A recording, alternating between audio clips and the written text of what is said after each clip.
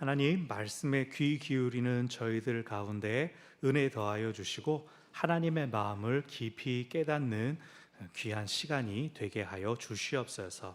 예수님의 이름으로 기도합니다. 아멘. SNS에 어떤 사람이 글을 올렸습니다. 여러분, 제 자랑 좀 하겠습니다. 저는 남들이 4주 걸려 버는 걸 한 달이면 벌 수 있지요.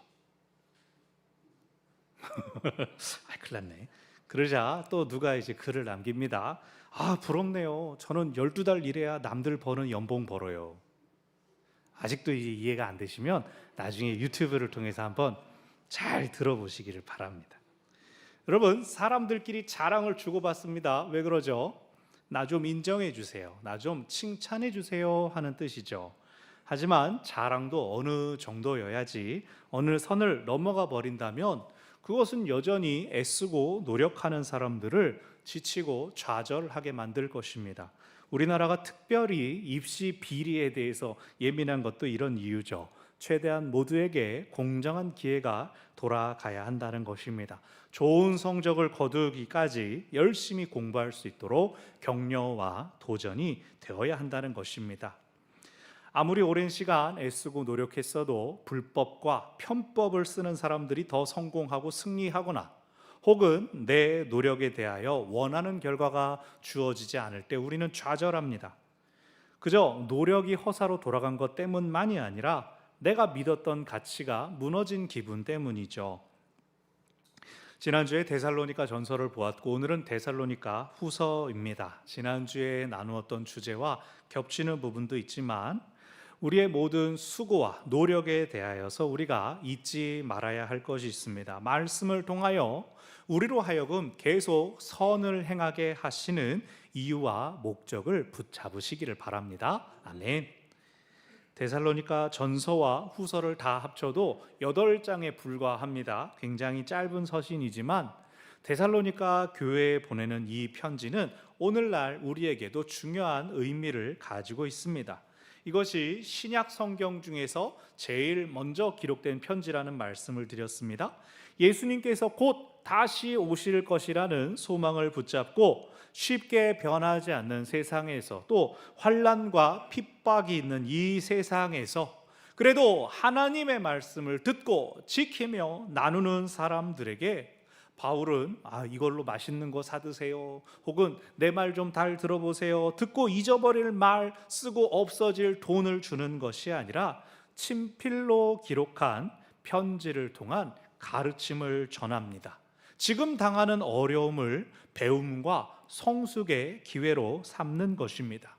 그리고 이렇게 기록된 편지가 오늘날까지 남아서 비슷한 어려움을 겪는 공동체나 혹은 배움을 구하는 우리 공동체에게까지 유익한 하나님의 말씀으로 전해지고 있습니다. 당장 어려움을 당하고 뜻대로 일이 풀리지 않는다 하더라도 우리 옛말에 무슨 말이 있습니까? 호랑이에게 물려가도 정신만 차리면 산다 말이 있죠. 상황 자체에 함몰되지 않고 사명에 집중하는 것이 필요합니다. 문제와 어려움 속에서 주어진 사명을 놓고 흘려보내버리면 때로는 그것이 나를 더 자유롭게 해주는 것처럼, 걱정 없게 해줄 것처럼 보일 때가 있습니다. 물론 나도 사명과 상관없이 그냥 남들처럼 버티고 있기만 해도 괜찮기도 합니다. 겨우 숨만 붙어서 어려움이 지나고 나면 우리 하나님께서 불쌍히 여기시고 회복시켜 주실 겁니다. 하지만 어려움 속에서도 사명을 붙잡고 버틸 뿐만 아니라 앞으로 나아가고자 힘쓰고 노력한다면 우리는 잠깐 쉬었다가 일어나는 것보다도 더 큰 성장과 성숙을 이룰 수가 있습니다. 요즘 한국 교회의 최대 이슈가 뭔지 아십니까? 고령화죠. 어느 교회든 평균이 60대고 70대들이 교회 일꾼들입니다. 교회 청소도 하고 주방 봉사도 하고 어려운 힘든 일들을 다 합니다. 그럼 교회 학교도 좀 있고 많고 젊은 사람들 많은 교회는 다를까요? 그런 교회들조차도 주역은 역시 60대 정도입니다. 젊다고 해서 막 저절로 이제 저희가 할게요, 어머님 좀 쉬세요, 기도만 해주세요, 그럴 것 같으세요? 여러분 댁에서 그러나요, 자녀들이? 오히려 젊은 사람들 원하는 바가 확실해가지고 내가 지금 좀 더 은혜 받고 내가 좀 더 나눔도 하고 교제도 실컷 해가지고 저도 나중에 어머니 때가 되면 봉사 열심히 할 수 있을지도 몰라요. 요즘 그런다는 거죠. 또 나이가 드신 분들은 드신 대로 이건 내가 확실히 해야지, 이건 아무한테나 맡길 수 있는 거 아니다 이러면서 꽉 하고 계시고, 그러니까 겉으로 보기에는 예배드리는 모습이나 구성원들 달라도 봉사하는 곳이면 똑같이 아이고 허리야 무릎이야 병원 어디 갔다 왔어요, 똑같다는 겁니다. 물론 그 중에서도 개개인은 무조건 순종하고 헌신하시는 여러분의 젊은 시절 같은 분들도 어디나 계시긴 하죠. 그런데 여러분, 우리가 기다리면 젊은 사람이 와가지고 이젠 봉사하겠습니다, 그런 일이 일어날까요? 아니라고요. 그죠? 약하더라도 힘들더라도 당장 우리가 할 수 있는 것들 잘 붙들고 하다 보면 우리 전체가 성장하고 성숙할 줄로 믿습니다. 섬기는 사람, 봉사하는 사람이 더 복받는 거 알고 계시죠? 아멘입니다. 데살로니가 교회도 그랬습니다. 바울을 통해 들은 복음을 굳게 지키면서 신앙생활을 하는 데살로니가 교회에 첫 번째 편지가 보내지고 몇 달 후 두 번째 편지가 전해졌습니다. 데살로니가 교회가 가진 가장 큰 문제가 무엇이었습니까? 잘못된 종말론을 전하는 이단들이 들어왔습니다. 그리고 그로 인하여 교회 안에 사람들 중에서 일하지 않는 게으른 자들이 나타난 것입니다.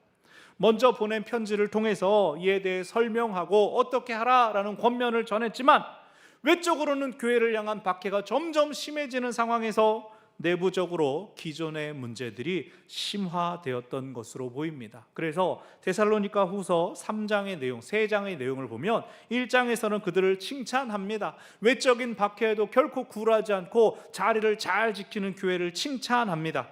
2장에서 잘못된 종말론을 전파하는 이들을 경계하라라고 전하고 이제 오늘 본문이 나옵니다. 1절부터 5절까지는 기도 제목을 나눕니다. 우리가 여러분에게 전한 것처럼 주의 말씀을 더 많이 전하도록 우리를 위해 기도해 주시오. 또 부당하고 악한 사람들에게서 건져 주시기를 기도해 주시오라고 합니다. 즉 바울의 전도 사역을 위한 중보 기도를 요청하는 것이죠. 그런데 2절 끝에 보면 바울이 말하기를 믿음은 모든 사람의 것이 아니니라라는 말을 합니다. 우리가 아무리 간절히 전해도 도저히 듣지 않는 사람들이 있습니다. 내가 부족해서가 아니라, 내가 못 전한 것이 아니라 그들이 듣지 않고 안 듣는 것이니 도저히 안 될 때는 오늘 바울이 말하는 것처럼 믿음은 그의 것이 아니다 하시기 바랍니다. 바울도 자기가 믿는 하나님 열심히 전하는데 그걸 돕는 게 아니라 꼭 방해하는 사람들이 있었습니다. 바울이 난리를 치고 세상을 다 뒤집어 엎고 사람들한테 폐를 끼치는 게 아닌데 바울을 쫓아다니면서 난리를 일으키는 사람들이 있었습니다.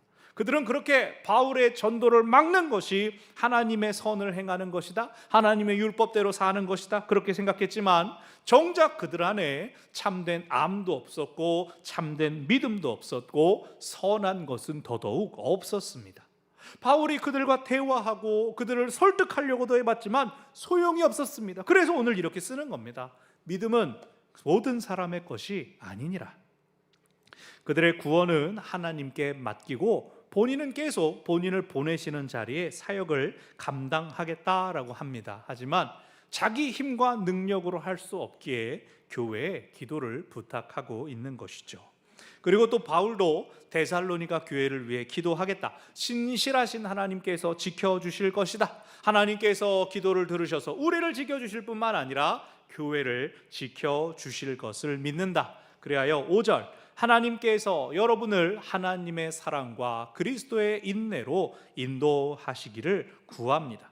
사랑과 인내로 들어간다라고 하는 것은 보호하심 안에 거한다라는 뜻입니다. 그래서 하나님이 나와 함께 하시는구나, 하나님이 나를 지켜주시는구나, 그 믿음으로 세상을 지킬 힘을 구하고 있습니다. 그리고 6절부터 본격적으로 게으른 자들에 관한 권면을 하는데요, 근데 게으른 자들 잘 들으십시오 라고 하는 권면이 아닙니다. 교인들을 향하여 게으른 사람들은 이렇게 하십시오라고 합니다. 6절, 그들이 이미 전한 권면을 지키지 않는다면 그들에게서 떠나라라고 합니다. 당시 교회는 이 고정된 예배당으로 사람들이 와서 모이는 형태가 아니라 돌아가면서 서로의 집에 방문해서 예배를 했기 때문에 그들을 내보내라 이렇게 하는 것이 아니라 그들에게 찾아가지 말아라, 그들을 떠나라, 교류를 끊어라 라고 합니다. 바울이 교회를 개척할 때 늘 교회로부터 도움을 받고 섬김을 받는 것을 거부하는, 섬김을 받지 않는 본을 보였습니다. 바울은 사람을 만나기 위해서 자기의 수고로서 대가를 지불했습니다. 그리스도인은 어떤 사람인가? 예수님 믿고 변화된 사람이란 어떤 사람인가? 그것을 자기 삶으로 보여주기 위해서 덕 있는 삶을 살아내 보였습니다.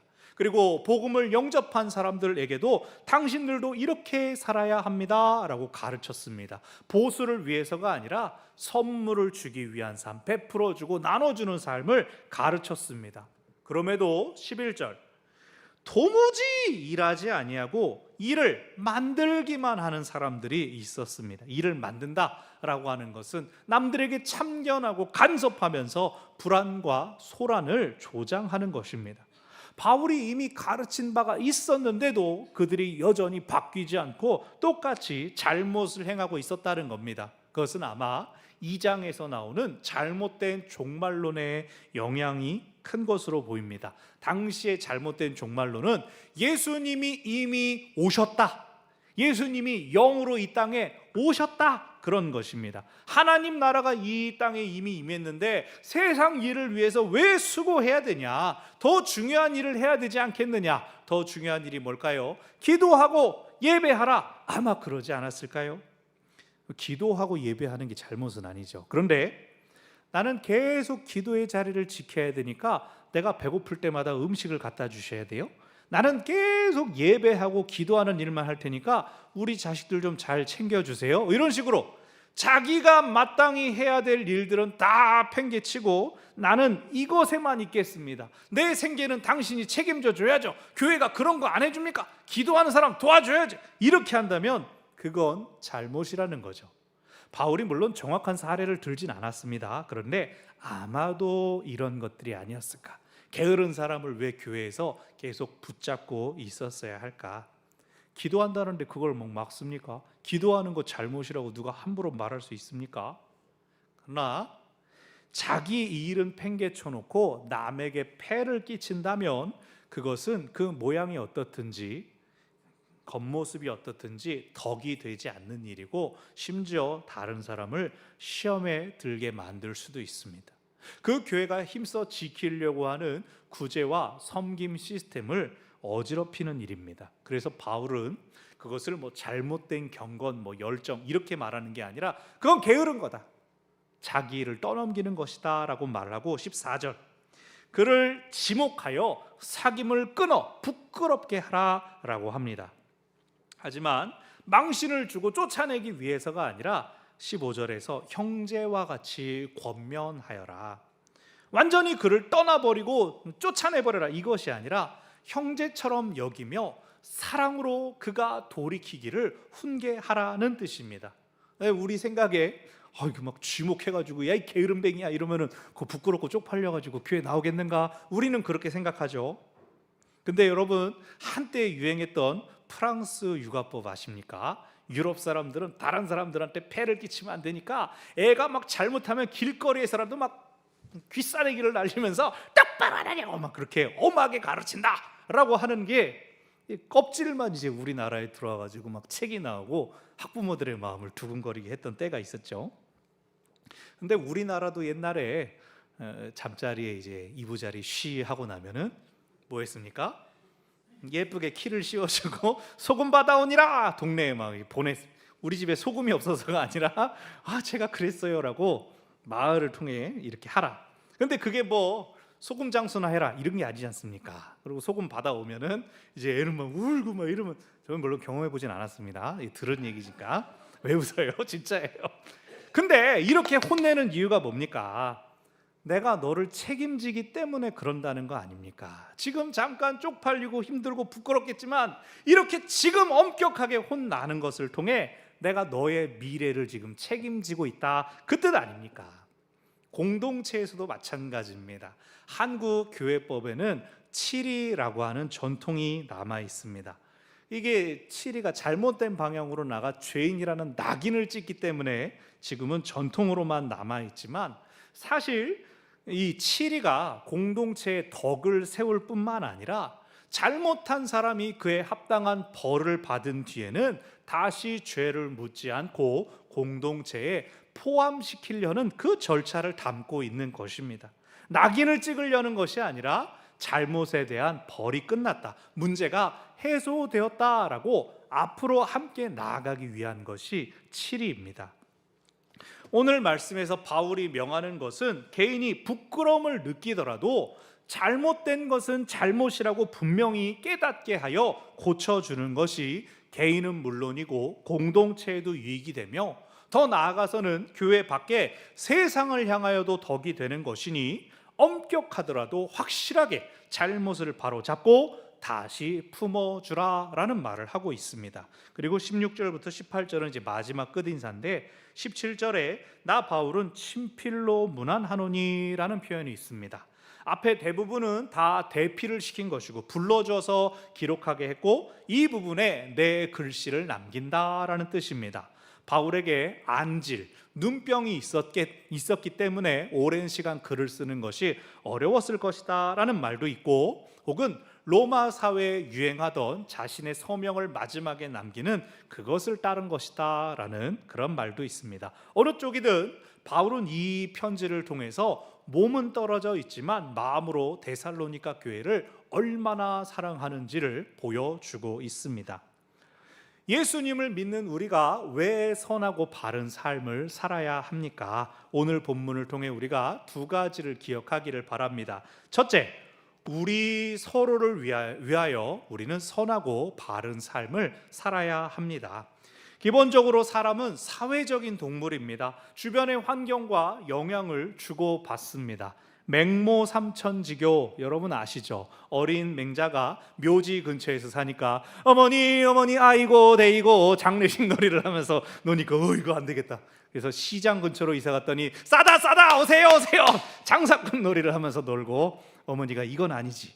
학교 근처로 이사 갔더니 서당에서 하는 거 막 공자말 맹자말이 알죠? 그렇게 학교에서 하는 거를 따라하면서 놀게 되었다. 그래서 누구랑 어울리느냐, 어떤 환경에 있느냐가 중요하다는 것입니다. 어느 동네에 사는가도 그렇게 중요한데, 하물며 한 공동체로 부름을 받아 모였다면 그 영향력은 말할 것도 없을 것입니다.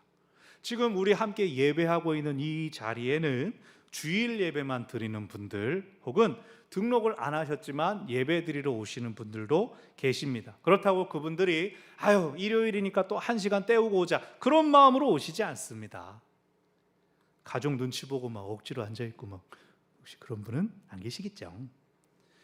왜 오십니까? 설교 한 편을 들어도 내 귀에 들어오는 게 있고, 예배 한번 같이 드릴 때 내 마음에 울리는 것이 있으니까 오시는 거 아닙니까? 토요일 밤에 자려고 딱 누워서, 혹은 주일 아침에 일어나면서 교회 가야지 라고 할 때 백운제일교회 떠올리는 분들이 지금 다 이 자리에 모이신 것이죠. 설교뿐만 아니라 예배 분위기, 함께하는 사람들, 안내하시는 분들, 이 모든 것들이 또 밥이 맛있으니까 계속해서 우리와 함께 예배 오시는 것이죠.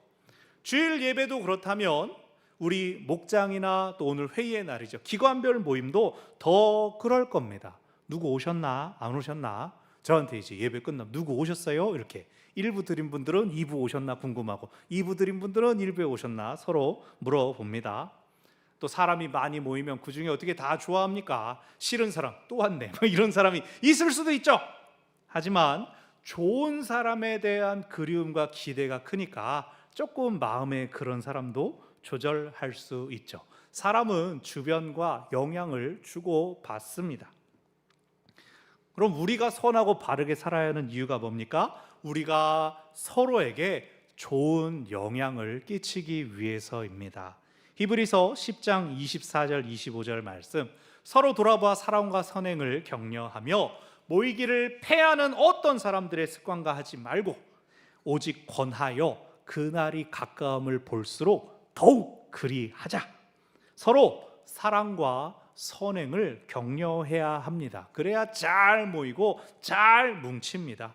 돈이 되지 않아도, 물질적인 유익이 남지 않아도 우리가 모이는 것 자체가 그날 주님의 다시 오심을 바라는 그것이기 때문입니다. 그러므로 우리 목자님들, 우리 기관장, 재직 부장님들 모이기를 힘써 주시기를 바랍니다.